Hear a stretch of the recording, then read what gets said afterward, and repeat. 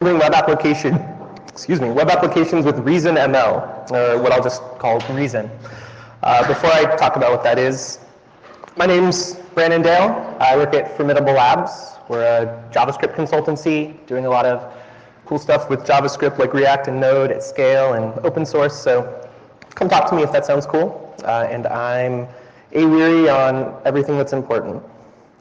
So we're going to talk about Reason and how we can use it to build web apps. But before we do that, I kind of want to set the stage a little bit and kind of get an idea of why I can even ask this question. Like, what has brought us to this stage that we're looking at alternative solutions for web applications? And the first point is that historically, JavaScript has been difficult to scale with. Who uses JavaScript? Cool, you're in the right place then. Who's had trouble using JavaScript? Cool, yeah. So you guys know what I mean. It's a dynamic language. It has a lot of rough edges. The most recent versions with ES6 and ES7 and beyond are making it a really great language, but for the majority, it's just been a little tough. And part of that is it's the only language web browsers support. So even though it's tough to use, you kind of have to use it if you want to build for the web, which is, it's never fun to be forced to do something. And really in the last few years especially, the web is a really growing platform with growing requirements. Your users are going to expect that your web application provides a feature set that's pretty much on par with your native application in a lot of cases. And that's even going to be more and more true as we go. And we've seen in modern JavaScript tooling that the community wants better language level abstractions, right? And the biggest thing we've seen is like Babel. People want to use new abstractions like ES6, ES7, and beyond now. And that means that we're starting to compile our code, right? Compilers are kind of a common part of the modern JavaScript build stack. Who here uses Babel or something like it? Yeah, a lot of people. It's not uncommon. And that's a relatively new change. So we've gotten to the point where we're really trying to compile our problems away. And that's mostly a valid approach. Like I said, compiling is now pretty common. We've come to accept it. You're not going to be outraged by someone compiling their JavaScript. But compiling comes at a cost. And those costs are both abstract and practical, right? Compiling can be slow. It adds complexity to your build system, or adds a build system. Even if you didn't have one before, you have to have one now. And it introduces a layer of indirection between the code that you're writing and the code that you're running, obviously. So we have to make sure that the benefits of this new source language that we're using, whether that's the new versions of JavaScript or an entirely other different language, the benefits outweigh these costs. So to kind of get an idea of how we can judge that, I want to set up a couple points on the criteria we can use to judge that. So this is to really judge, is this new language and compiler worth it? And the first point is accuracy. Right? So the JavaScript compiler has to accurately represent your source abstractions at runtime. Right? Like I can write a Haskell to JavaScript compiler in a day if it just compiles to a bunch of console.log calls. Right? It's an extreme example, but it kind of illustrates the point that the patterns, they need to be accurate and consistent during runtime. The new language has to be expressive. We're using a compiler, we're accepting these costs, so the new language should let us express our code better than the original language. So that means we should be able to either use existing patterns and abstractions more clearly or safely or succinctly, or it should provide new ways to express our code, new data structures, control flow, ways to express our intent. Compile time checks. If we're going to use a compiler, we should probably use a compiler that's doing some sort of checking for us, right? For example, like a static type system that checks types. If it's just translating, source code to source code or to target code, then maybe we're not getting the most out of it. Interop. This is huge. The code that it compiles really needs to work with existing code. The JavaScript community is giant. There's, probably thousands of modules, maybe more on NPM and other package managers. The code that we're writing needs to work with those, and it also needs to work with any new JavaScript code, and that goes both ways, right? So we have to be able to call JavaScript from whatever language we're using, and JavaScript has to be able to call whatever our compiler outputs. Debuggability. I wasn't sure if that's a word. It sounds like a word. So no matter how good our compile time checks or the language abstractions are, we're probably going to have to debug at runtime. Even if you have something that guarantees no runtime type exceptions or exceptions at all, like Elm, you still might have an issue that's not necessarily related to an exception. You might have a logical error that you need to debug at runtime. And if that's difficult or impossible, you might be losing out.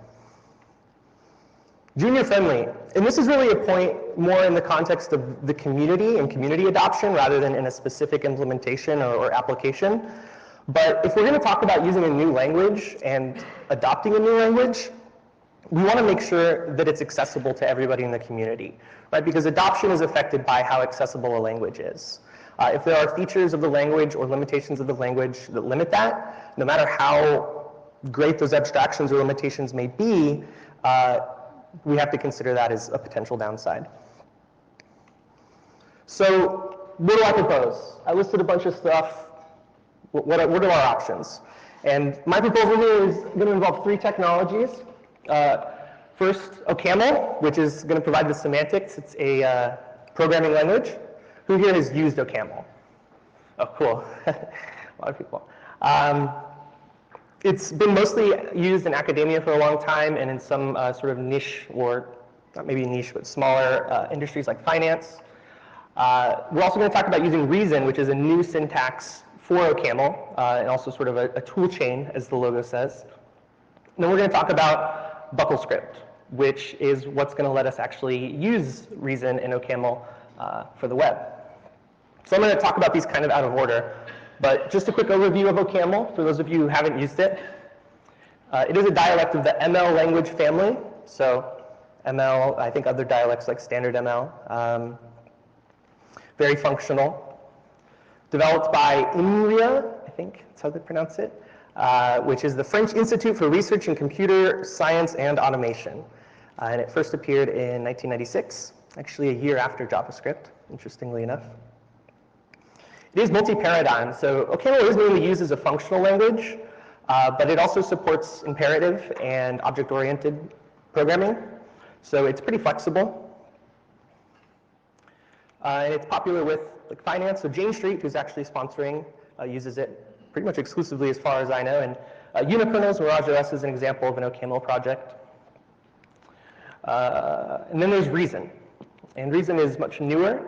It's a product of Facebook, but it provides a more familiar interface for users who might not be familiar with ML or its variants. It uses OCaml's PPX system, which is part of the compiler, I believe, that basically lets you hook into compilation sort of at the AST level and transform the syntax, which is how Reason even is allowed to work. And it's also meant to provide a lot of tooling. And I'll go over the more specific aspects of the tooling that it provides in a little later. But first, I want to talk about the language itself for those who haven't actually used it or not sure what it provides. And so keep in mind that when I talk about the language, I might say Reason or OCaml interchangeably, but the language itself is OCaml, and Reason is just the interface in this context. So if I use those interchangeably, I hope it's not confusing. If I'm talking about something specific to Reason, like what it provides, I'll try to make that explicit. So first off, some basics. Let bindings and scoping. So to define a variable, you use let. Bindings are block scope. So here we define a full name, and we assign its value to a block that defines a couple local variables, Brandon Dail, and then the last statement in the expression is the value of the expression. So full name ends up being Brandon Dail. So the type system is really powerful, and it's pretty complex to the point that I probably can't cover a lot of it in this talk. But basically, you have type annotations, just like most statically typed languages, but it also has a powerful type inference system, which is one of the biggest features of ML languages. They have really great type inference, so it's a powerful type system that rarely gets in the way. It also supports algebraic data types, or ADTs. Here we define a vector of ints, and it has parametric polymorphism, so we can sort of define generics. In this case, we have a generic vector type.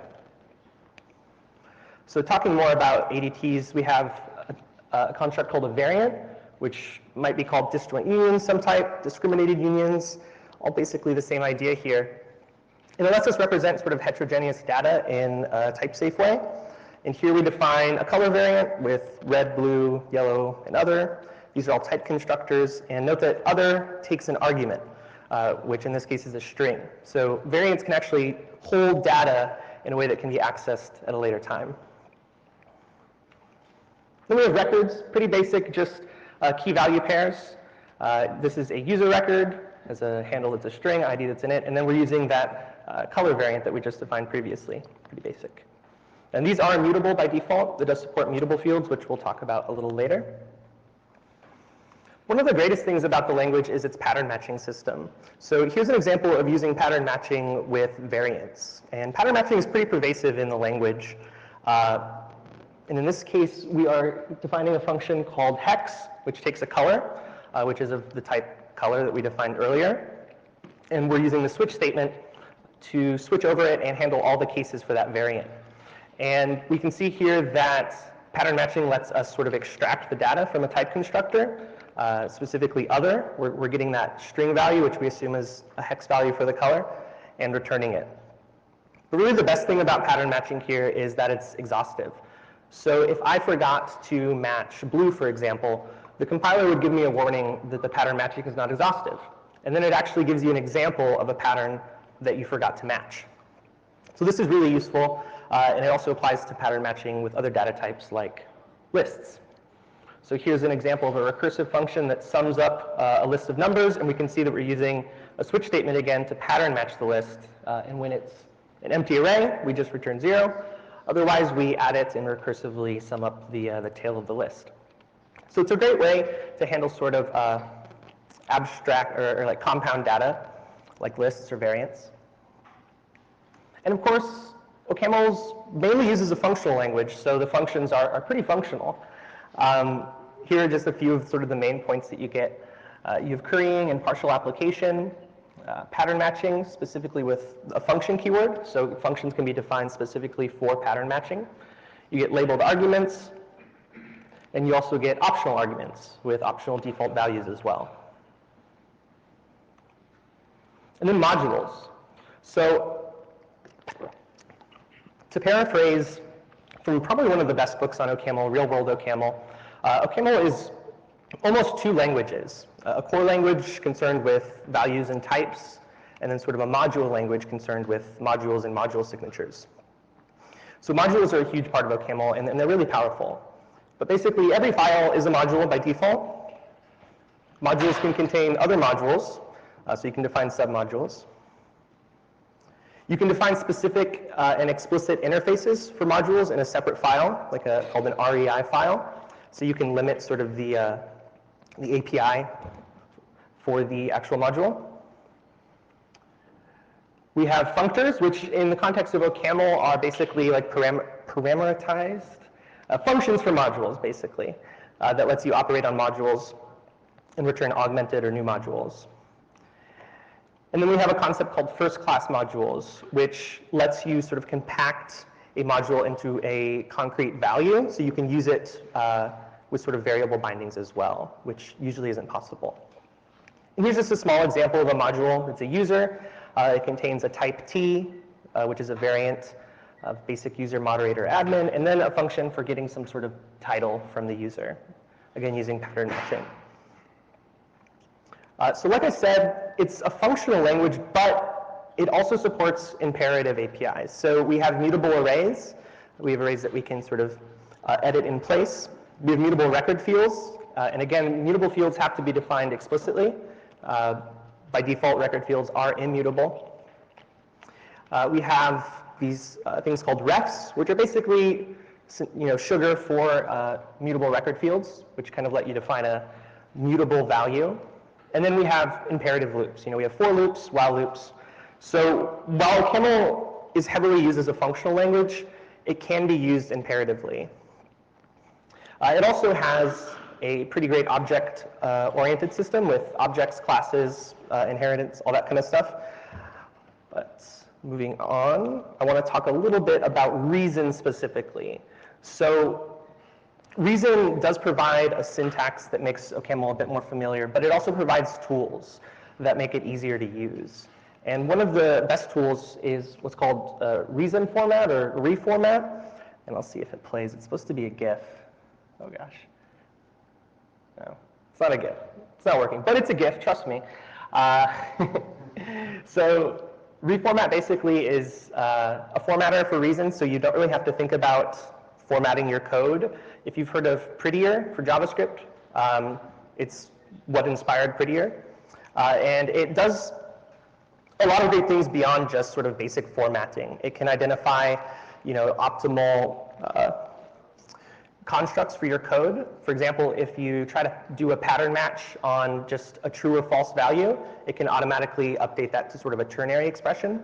So it works, again, beyond just basic formatting. There's also this thing called Reason Tools, which is a browser extension. And what it lets you do is it lets you visit any sort of resource that's written for OCaml, and then automatically or explicitly convert that code or code snippets over to Reason, which is really useful because a lot of the documentation out there or tutorials for the language are written with just the plain OCaml syntax, which makes sense because Reason's only been around so long and OCaml's been here for 20 plus years. Better errors. This is something that's a work in progress, but I think it's going to make Reason even more attractive, and it's already working pretty well. So if you've ever used Elm, you've probably seen that they have really great error messages. If you've ever used Reason, the error messages really, they're good, but they're not as good. So better errors is an effort to make them even better, as the name suggests. Basically, here we have an error about an optional argument. So yeah, a work in progress, but it's upcoming. And really one of the most important things that Reason is providing us, which is even more than part of the tool chain, is what's called Reason React. And it provides an API for writing React components using idiomatic patterns in Reason, and lets you bind to the React library. So you can write React applications in Reason. And I want to walk through an example of using Reason React. And note that this is the new Reason React API, which was released last week or the week before. So if you see any other examples online that look way different, I promise I didn't make this up. It's just kind of new. But I want to step through this to give you an idea of what the API looks like. So starting at the top, we define a component template using this method called stateful component, which takes a string, which is basically the name of the component, kind of like display name in React, really useful for debugging. And this component template we use to actually make the component. And speaking of make, we define a function called make, which is what Reason React will call to actually instantiate the component. And each prop for the component is defined as a labeled argument. So this component, greeting, takes one prop, name. And the last argument has to be the children for the component. If you have any children, you can ignore the argument using the underscore, which is what we're doing here, which tells the compiler that it's an unused argument.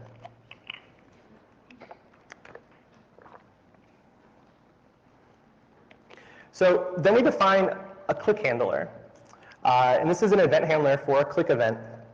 And we can see that it takes an event, which is the click event, the component state, and then this self record, which I'll talk about a little later. And you can see we're ignoring event and self, and we're just using state. And the interesting part here is that we're explicitly returning the update. So if you've used React before, you know that setting state is usually sort of an imperative API. You call this .setState to tell you what the next state is. In this case, methods actually just return the next state or whatever update they're making. And here we're updating the state by incrementing it by 1. Speaking of state, we have to define our initial state, which is just a function that returns our initial state. And note that in Reason React, your state can be any value, as opposed to regular React where it has to be an object. So it's kind of useful. And here we're just using a number, 0. And then we have a render function, very similar to just React and JavaScript. And it takes the state for the component, as well as this self record again. Let's look really closely here at what's happening in render, though. First, we're just creating a string, which is a greeting, using concatenation. And then we're rendering it as an h1 tag. And it's interesting to note here that we have to explicitly convert the string to an element. as opposed to regular React, where you could just return a string or a number or whatever. And it might be a little bit more verbose, but it does demonstrate how Reason React lets you write React components in a more type-safe way by default. There are other conversion methods like array to element for like arrays and null element for returning null. And then we're actually using that click event handler that we defined earlier. And this is where we actually use self. We're passing that method to this update function that is on the self record. And update takes a function and returns another function that has access to state and actually returns the update type. So it kind of takes the place of bind, which you usually have to do in regular React. So there's no sort of concept of this, this.setState or this.state in Reason React. But really the coolest thing about this that I skimmed over is that we're actually still using JSX here.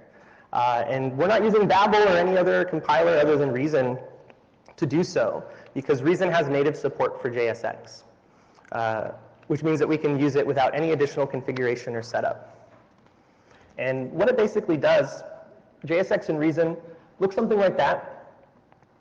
And then that's basically sugar for this function call, where you call this div function, where the props, again, are arguments to the function. And then it adds this JSX attribute, which is part of the PPX compiler, which Reason then hooks into again, and then compiles it to this function call, which I hope you can see at the bottom, basically calls create element with the name of the element. And it's important to note that when you use a composite component, like the one that we just defined, it'll compile it to a call to that make function that we defined. Pretty cool. So going back to our criteria, how does Reason and OCaml stand up? And I've grayed out the option or the categories that are kind of related to the compiler. But starting with expressiveness, I think we can see that OCaml is very expressive, especially compared to JavaScript. It has a great module system with explicit boundaries. It has a static type system with really great inference, multi-argument query functions, all of that stuff. It also has imperative coding, or APIs. So even though we can use these functional APIs and constructs, we're still working with a JavaScript ecosystem. So being able to use those imperative code paths is really important. So for compile time checks, I think we can pretty much agree that that's also green. We have a really great type system again. ML is known for its type inference and the soundness of its type system, so we're getting a really safe language. And then junior friendly. I think this is something that Reason really provides. It makes OCaml accessible to developers in the JavaScript community, or at least more accessible. Not only by providing a syntax that's easier to understand for someone with that background, but also by making the tool chain a little bit easier to work with. But we do have to take a step back, because unfortunately we can't do this. Browsers have no idea what Reason or OCaml is for the most part, and will probably never will. So we do have to circle back here and talk about the compiler, because without it, even though it's a great language, we wouldn't really be able to use it for web applications. So again, the compiler that we're using is what's called BuckleScript. And BuckleScript is a backend for OCaml that outputs JavaScript. It's developed by Bloomberg, specifically one developer, Bob Zhang. It has native support for Reason, which is really great. That means you can use BuckleScript without actually configuring any additional support for Reason or anything like that. It will recognize a Reason file and automatically compile it. It has high-quality dead code elimination. So it does dead code elimination sort of at the function and module level. And it also does a lot of things like inlining. So the outputted code is usually very sleek. Extremely fast compilation. This is something that I wish I had more concrete numbers on. I tried to find sort of benchmarks or run benchmarks, but unfortunately I couldn't. But BuckleScript has, time and time again, showed to be an extremely fast compiler. OCaml is already known to have a pretty fast compiler relative to other languages at similar sort of levels. And BuckleScript is no exception. it is much faster than Babel and TypeScript for sure, and in my experience faster than other languages too, like Elm or PureScript. It has no heavy runtime, and in a lot of cases, you can write code that has no runtime at all. So there's no inherent runtime with BuckleScript that has to be included. The code that it outputs can usually run on its own, standalone. It might input, or it might import some utilities for things like type conversions that need to happen at runtime, but otherwise, it's pretty sleek. And like I said, it is possible to write code that avoids those imports. And it has a really expressive FFI, foreign function interface. So it lets you bind to things like objects, dynamic property access, functions, uncurried callbacks, modules. There's a number of things that make it really easy to use as well. So let's look at a quick example of the language, or I'm sorry, of the compiler output. Here's an example of that I pulled from the BuckleScript docs. It's just using basically the HTTP library from Node, and it's creating a server. And note that this is the ML variant, so this isn't actually using Reason. This is just regular OCaml. But we can see that what it outputs is actually very close to what the source code looks like. There's very little here that would indicate that the code was generated by a compiler, other than sort of comments and that pervasives import that's used for, like I said, runtime type conversions. But if, like I said, there's no inherent runtime, but if you do end up importing something from BS platform, which we have here, pervasives, it is usually very lean. All of the standard library that it has or its runtime is written in OCaml and compiled to JavaScript, so you get all the benefits of BuckleScript there as well. And combined with like a JavaScript bundler like Webpack or Rollup that does tree shaking, you'll end up with very minimal overhead in almost all cases. So getting started with BuckleScript is super easy now. Really all you have to do is npm install this BS platform, which is the package for BuckleScript. And then it installs this global utility BSB. And when you want to make an application that uses BuckleScript, you just call it with the init option, give it the name of your application, and it will set everything up for you, including getting the BuckleScript binary, set up a node module, setting up a package JSON, all that. And it even recently introduced a feature called themes, where you can initialize a project from an existing template, such as a Reason React project. So that'll continue to grow and make it really easy to use BuckleScript in a lot of contexts in the JavaScript community.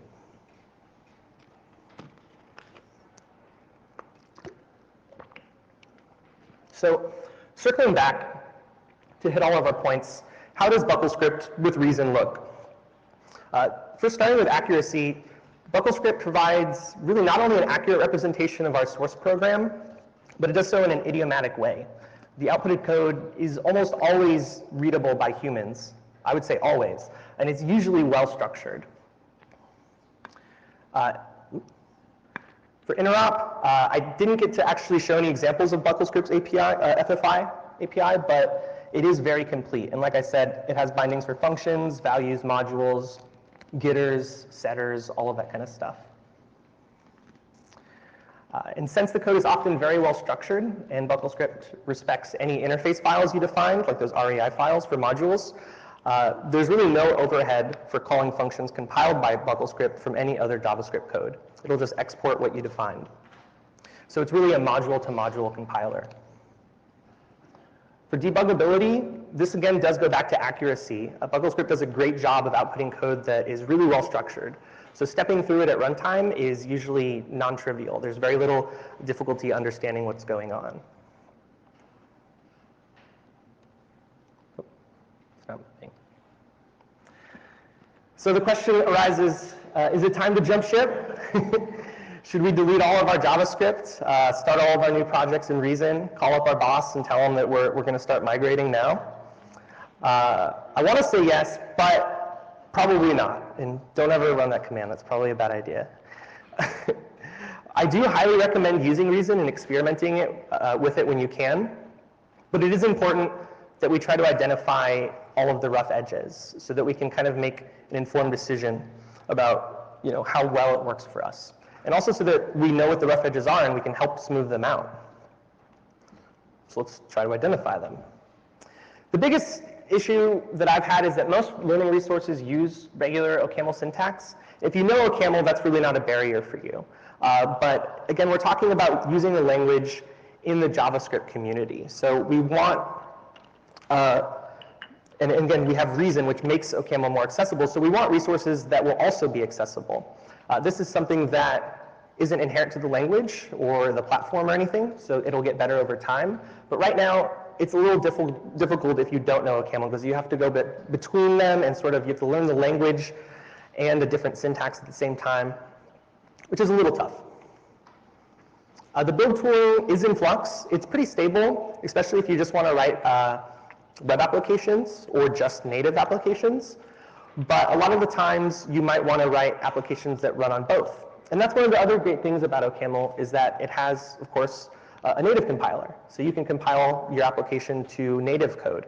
And the idea is that eventually you'll be able to have a shared code base for your web application and your native application.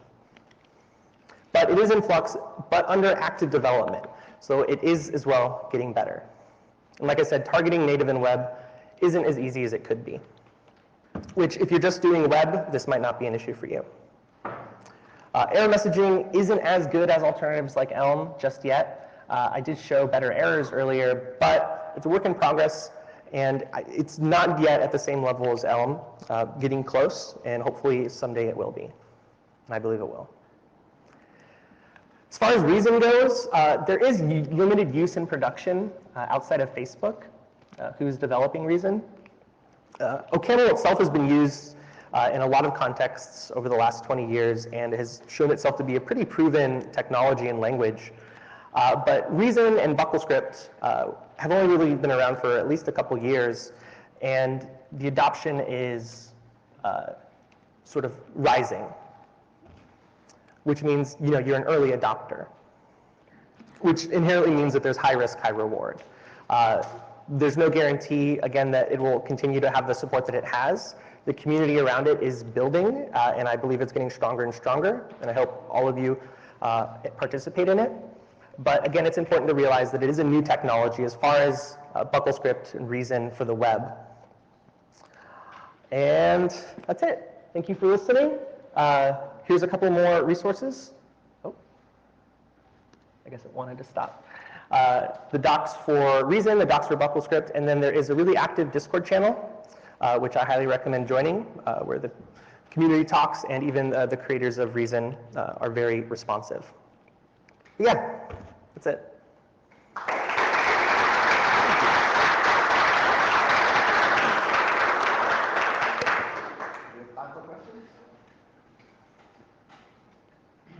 How much of the OCaml compiler is the setup actually using? Do you have a new author and new backend? There's too much in between? So do you mean like how, I'm sorry, can you repeat that? Okay, like this setup uses like another parser for OCaml and like another backend. So like how much in the middle is it actually using from the compiler? I'm not specifically sure how much, you mean like how much BuckleScript and Reason are using? No, how much of the OCaml compiler is used? Well, Reason uses the PPX system that the OCaml compiler supports, so it lets you hook in and respond to attributes. And so does BuckleScript. You can add annotations, which is how the foreign function interface works. I'm not specifically sure to what extent BuckleScript hooks into the existing compiler or at what level, but I know Reason, again, is mainly using PPX. That answers your question. I'm not sure. I hope they use the OCaml type checker. Oh, right, yeah. It's the existing, I think it's OCaml, it's a specific OCaml version 4.0.2 or 3 or something like that. So it is using like the type checker and stuff. BuckleScript or Reason, they don't have their own type checking system. So all of the, again, the language itself is OCaml. So all the language features are compiled or run through the OCaml compiler. It's really just a syntax for the interface and then a backend for the compiler, BuckleScript, which outputs JavaScript. So yeah.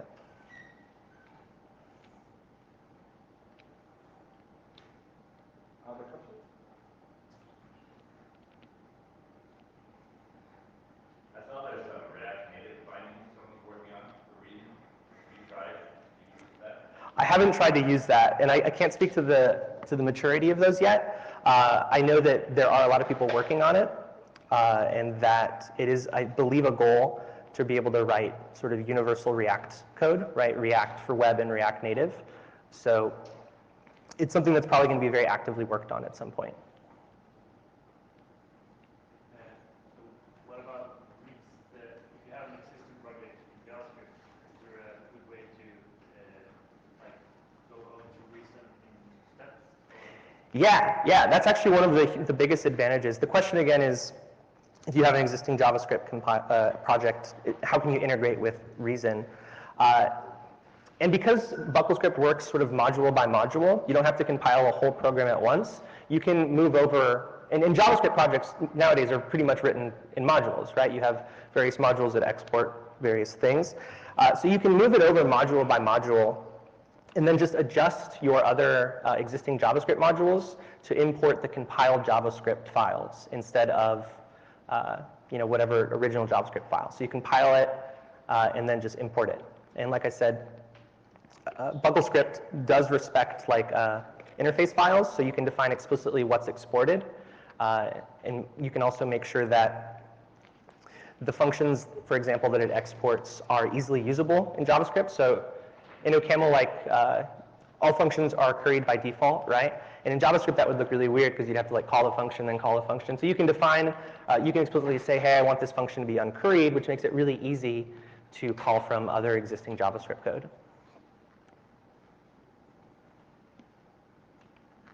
So you're talking very objectively.